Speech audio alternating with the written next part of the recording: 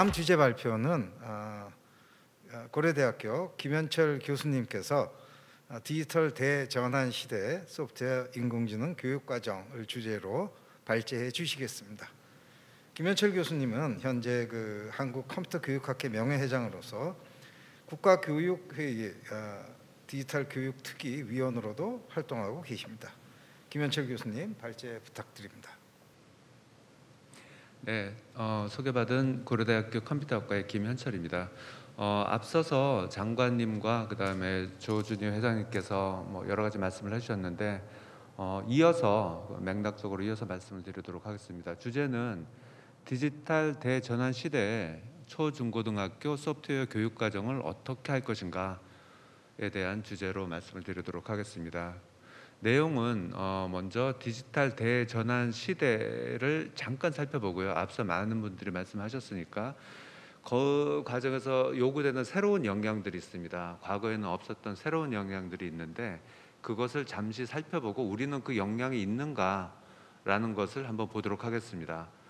그리고 그 역량을 키우기 위한 현재의 초중고등학교의 교육과정은 어떻게 되어 있는가, 무엇이 문제인가 라는 것을 한번 보도록 하고요.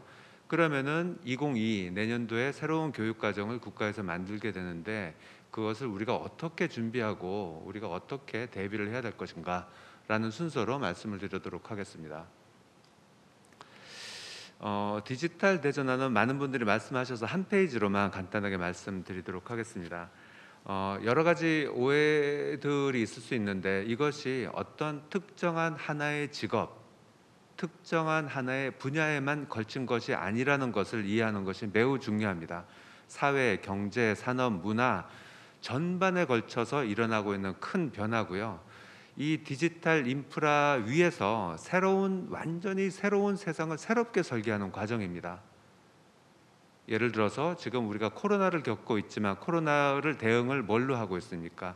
디지털 인프라 위에서 우리가 모든 그런 대응을 효과적으로 하려고 노력을 하고 있습니다. 만약에 코로나가 20년 전에 우리에게 왔다면, 15년 전에 우리에게 왔다면은 어떻게 했겠습니까? 다른 방식으로 했겠죠. 지금 이러한 디지털 대전환이 제 생각에는 아직 5%도 진행이 안 됐고 95%가 더 남아 있습니다. 우리의 고용, 산업 모든 것들이 바뀌게 될 겁니다. 그 새로운 세상 설계를 누가 할 것인가? 우리가 합니까? 아닙니다. 우리의 아이들이 하게 될 것입니다. 그러면은 우리 아이들이 그 새로운 세상을 준비하고 새로운 세상을 설계할 역량이 있는가라고 한번 스스로 질문을 던져보시기 바랍니다. 굉장히 심각한 문제입니다. 그래서 아까 장관님께서 말씀하신 세계 각국이 여기에 대한 전략을 지금 만들고 추진을 하고 있습니다. 제가 눈여겨본 보고서는 미국에서 2016년 12월에 백악관 보고서가 나왔는데요. 보고서의 제목이 인공지능, 자동화, 그리고 경제라는 것이고요. 세 가지 전략을 얘기하고 있습니다. 첫 번째, 인공지능을 적극적으로 투자하고 개발해서 그로 인해 생겨나는 많은 혜택을 더 많이 창출을 하고 국가가 공유하도록 한다. 두 번째는 그것을 위해서 새로 생겨나는 일자리를 위해 우리 미국인들을 새롭게 교육시키고 훈련시켜야 된다. 교육 얘기가 여기서 나옵니다. 세 번째, 그 과정에서 생겨나는 전환기 근로자들, 부적응자들을 국가가 보호하고 지원해야 된다라는 얘기를 하고 있습니다. 우리나라도 2019년 12월에 인공지능 국가 전략을 발표하게 되는데요. 3대 분야에 대해서 9개 전략, 그다음에 100대 실현 과제를 발표합니다. 그 안에도 AI 교육 실시 및 세계 최고의 인공지능 인재 양성, 그다음에 초중고등학교 교육 시간 등 필수 교육 확대라는 내용이 들어가 있습니다. 그걸 위해서 지금 여러 가지 노력을 하고 있는데 잘 되는 것 같기도 하고 잘 되고 있는 것 같지도 않고 그런 상황이라고 말씀을 드릴 수 있습니다. 두 번째 주제로 가보겠습니다. 그러면 이러한 디지털 대전환에서 어떠한 새로운 역량이 필요한가라는 것인데요. 여러 가지 자료들이 있는데 가장 최근에 나온 자료입니다. 맥켄지 앤 컴퍼니라는 글로벌 컨설팅 회사가 있습니다. 굉장히 유명한 회사고요. 그 회사에서 바로 지난 6월에 보고서가 나왔는데 보고서의 제목이 뭐냐면은 미래 일자리에서 필요한 보통 시민들이 필요한 그러한 역량, 스킬 이런 제목으로 보고서가 나왔고요. 거기서 이 맥켄지에서는 56가지의 펀더먼털 스킬, 56가지의 필수 역량을 정의를 했습니다. 그 56가지를 4개 그룹으로 이제 모았는데요. 첫 번째가 지금 그림의 좌측 상단에 있는 코그니티브, 인지적 능력이고요. 이것은 창의력, 그다음에 비판적 사고력 이런 것들을, 그다음에 소통 능력 이런 걸 얘기하는 거고요. 그 오른쪽에 있는 것이 인터퍼스널인데 그것은 어떤 뭐 협업 능력, 그다음에 관계를 잘 유지하는 능력 뭐 이런 것들이고요. 왼쪽 아래가 셀프 리더십이에요. 셀프 리더십은 자존감, 자기 관리, 그다음에 또 하나가 엔터프리너십이 있어요. 기업가 정신이 있습니다. 그리고 마지막으로 오른쪽 밑에가 바로 디지털 역량입니다. 디지털 역량은요, 과거에는 없었던 역량이에요. 이 역량이 여기에 들어온 것은요, 어떠한 직업, 내가 유통업을 하건 의학을 하건 어떠한 직업에서도 기본적으로 필요한 일자리를 위해서 역량이라고 정의를 한 겁니다. 그리고 이 디지털 역량이 다 똑같은 게 아니고요. 3그룹으로 나눠져 있어요. 첫 번째가 디지털 플루언스, 디지털 유창성과 소양으로 되어 있고요. 두 번째는 소프트웨어 역량이에요. 두 번째 그룹이. 거기에는 프로그래밍 리터러스도 있고 데이터 분석 능력도 있습니다. 세 번째 그룹이 언더스탠딩 디지털 시스템이라고 했는데, 디지털 시스템이 어떻게 돌아가고 그래서 우리에게 영향을 미치는지를 우리가 아는 능력이에요. 데이터 소양도 여기 들어가고요. 그다음에 스마트 시스템의 작동을 아는 거, 그다음에 뭐 보안 쪽 그런 것도 이제 여기에 해당하게 됩니다. 그런데 이것이 이런 56가지 역량을 학교 교육하고의 직접적인 연관성을 또 이 보고서에서는 분석을 했습니다. 오른쪽 그림을 보시면요, 파란색으로 높을수록 학교 교육하고 직접적으로 연관이 되어 있는 역량이다. 그리고 아래쪽에 까만 쪽으로 작은 그래프들은 학교 교육하고 상관없는 역량들이 또 있습니다. 배우는 거하고 상관없는 것들이요. 그런데 학교 역량하고 학교 교육하고 가장 직접적인 관련이 있는 탑3, 1, 2, 2위, 3위를 한번 보세요. 1위가 디지털 소양, 두 번째가 프로그래밍 소양, 세 번째가 데이터 분석 역량입니다. 이것은요, 학교에서 가르쳐 주지 않으면 절대로 스스로 혼자 생겨날 수 없는 역량인데, 이 역량은 미래 모든 일자리에서 필요한 역량이다라는 거예요. 어떻게 해야 됩니까, 우리가요, 이 상황에서요? 그런데 다행인지 뭐는 모르겠지만 그 보고서에서 또 한 그림을 보여주고 있어요. 보여주면은 대표적인 역량 56가지 역량을 저렇게 그림을 그려놓고 점수를 보여주고 있는데요. 대부분의 역량이 50점에서 60점 사이를 왔다 갔다 하고 있습니다. 그런데 딱 2가지의 역량이 40점, 39점, 40점이 되어 있는데요. 그것이 바로 아까 말씀드린 소프트웨어 역량, 두 번째가 디지털 시스템을 이해하는 역량이에요. 소프트웨어 역량은 인공지능 역량과 데이터 역량을 포함을 합니다. 전 세계적으로 좀 낮은 거죠. 그러니까 아까 말씀드린 대로 미국이나 영국 같은 데서는 이 역량을 키우기 위한 교육 과정을 엄청나게 지금 노력을 하고 있다, 이렇게 우리가 볼 수가 있고요. 그럼 그 다음에 우리가 드는 생각은 뭐냐면은, 우리나라는 도대체 어떨까? 우리나라는 그럼 그런 역량이 있는가? 우리나라는 학교에서 가르치고 있나? 이런 생각이 들죠. 다음 슬라이드가 우리나라 컴퓨팅 교육 과정을 쭉 보여주고 있습니다. 2000년대 이전에는 학교 교육이 거의 없었습니다. 그런데 2000년에 김대중 정부가 들어오면서 ICT 활용 교육을 시작을 합니다. 거의 필수 과목처럼 가르칩니다. 그러다가 2008년에 폐지가 됩니다. 그리고 2015 교육 과정 때 ICT 활용 교육이 아니고 컴퓨팅 사고력 교육으로 다시 들어오게 되고요. 그 교육 과정이 2018년도에 실시가 됩니다. 올해가 2021년이니까 딱 3년 됐습니다. 그러면 2008년부터 2017년까지 10년 동안 아무 교육이 없었습니다. 믿지 못하는 분들이 많아요. 제가 이 말씀을 드립니다. 진짜 없었습니다. 초등학교, 중학교, 고등학교에서 아무것도 디지털에 대해서 가르친 적이 없습니다. 가르친 적이 있다면 방과 후 학교입니다. 정규 수업에서 가르치지 않았습니다. 이 역량이 어떻게 나타나는지를 한번 보세요. 이 시기에 학교를 다녔던 아이들은 전후에 학교를 다녔던 아이들과 다른 영향을 갖게 됩니다. 어른이 돼서도요. OECD 피사라는 보고서가 있습니다. OECD에서 OECD 회원국들의 아이들의 학력을 비교 평가하는 보고서를 냅니다. 2012년과 2015년, 2018년도에 나왔습니다. 여기를 보시면요, 제가 빨간 거를 한 거를 한번 보세요. 요약해서 드리면은 우리나라 아이들의, 이게 15살 아이들 조사한 거거든요. ICT 활용 능력은 OECD 국가 중에서 최하위입니다. 우리 아이들이 컴퓨터 잘하는 줄 아시죠? 최하위입니다. 다시 말씀드립니다.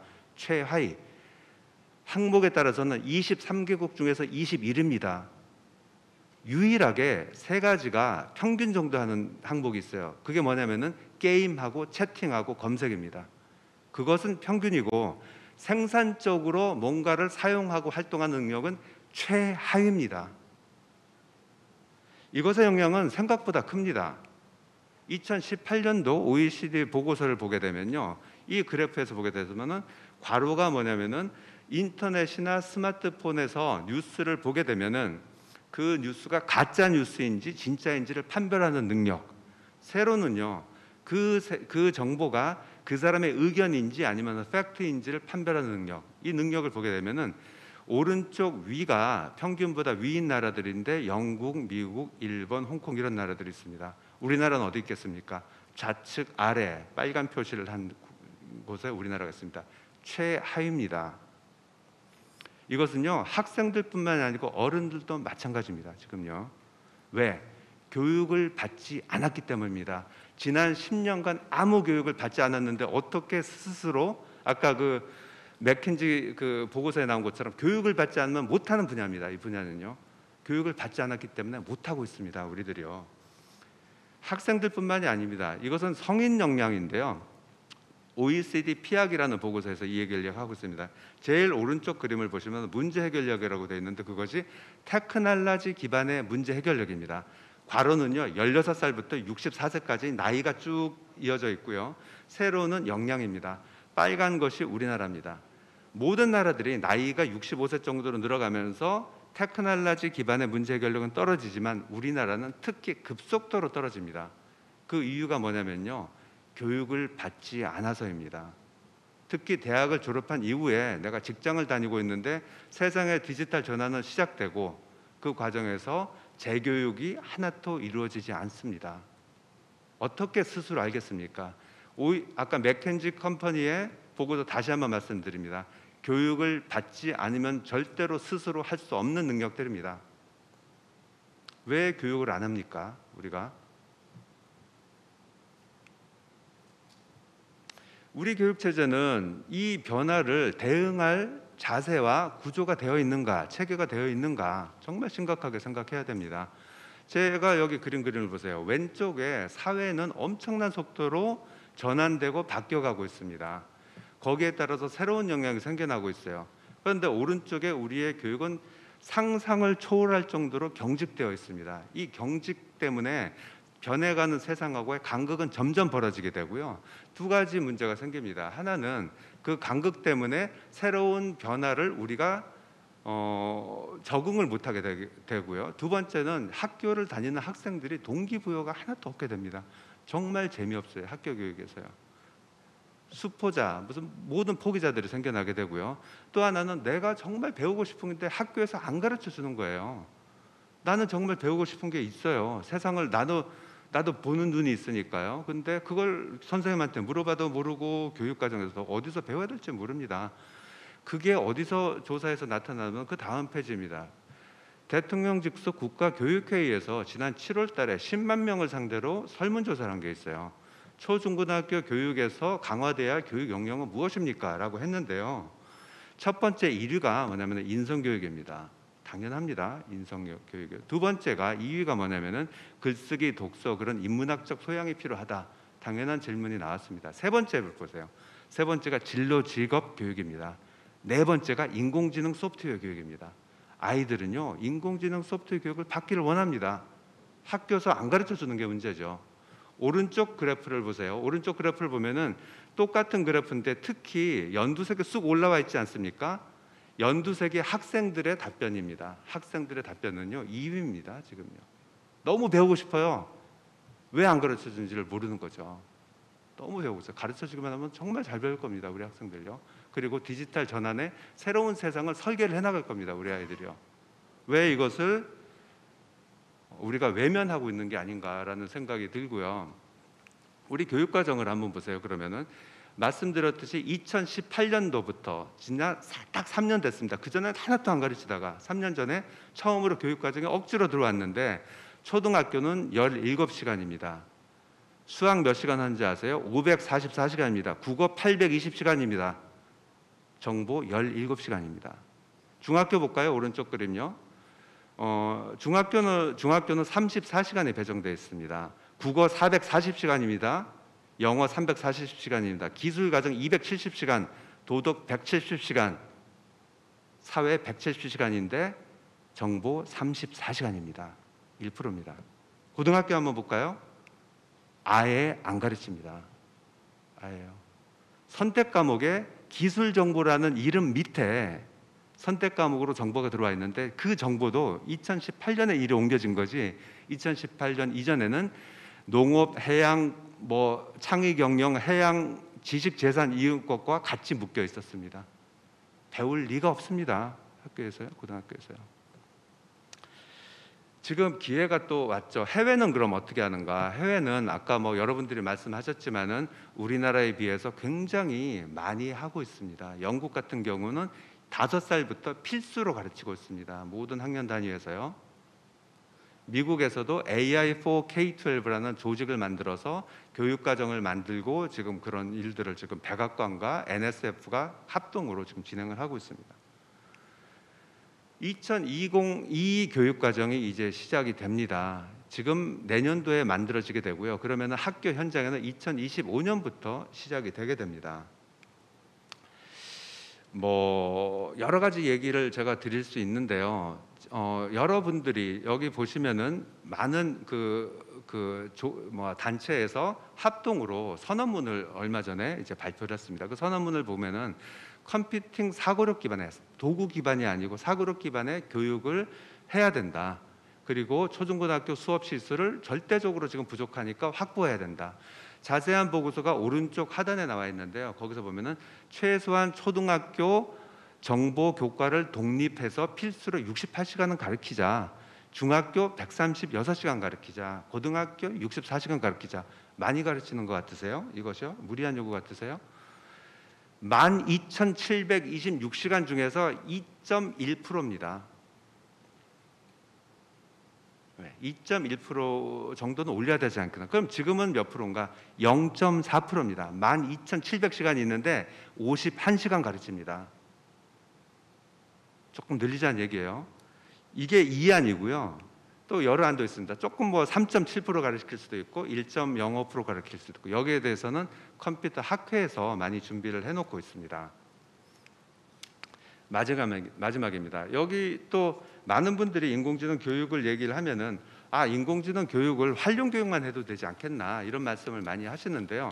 활용 교육도 중요하고 융합 교육도 중요하지만 컴퓨팅 사고력에 기반한 인공지능 그다음에 소프트웨어의 사고력 교육이 더 중요합니다. 사고력 교육은 아까 말씀드린 대로 자격 있는 교사에 의해서 자격 있는 확고한 교과, 독립 교과 과목을 통해서 가르쳐져야 됩니다. 그걸 기반으로 해서 다른 과목들에서 활용하고 융합은 자연스럽게 일어날 수가 있습니다. 인공지능 활용 교육만으로 우리 인공지능 교육 이렇게 많이 했어요. 100시간 했어요. 이렇게 얘기하는 거면요. 국어 같은 거 어떻습니까? 그럼 국어를 12,000시간 우리가 교육한다고 얘기하는 거하고 똑같습니다. 그 얘기는요.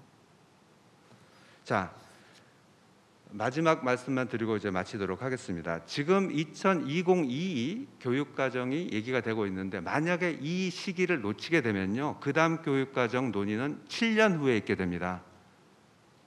10년이 그냥 날아갑니다. 아까 10년 동안 교육을 안 했을 때 어떤 영향이 있는지를 보셨잖아요. 우리는 디지털 전환에 실패하게 될 겁니다. 교육이 없이는요. 아무것도 안 하고 저절로 일어나지 절대로 않습니다. 그리고 교육 과정이 결정되는 이 논의 자체, 교육 과정이 결정되는 구조와 프로세스 자체가 너무나 경직되어 있어요. 몇몇 사람들의 방안에서 그렇진 않겠지만요. 제가 과장스럽게 좀 얘기를 합니다. 논의돼서는 절대로 안 된다고 저는 생각합니다. 교육은요, 디지털 대전환은 몇몇 사람들에 의해서 결정돼야 될 문제가 아니고 온 국민이 모든 사람이 다 같이 참여해서 결정을 돼야 될 거라고 생각을 합니다. 제 말씀은 이것으로 마치고 이후에 토론 시간에 또 말씀을 더 드리도록 하겠습니다. 감사합니다. 예, 김현철 교수님 아주 열띤 주제 발표 감사드립니다.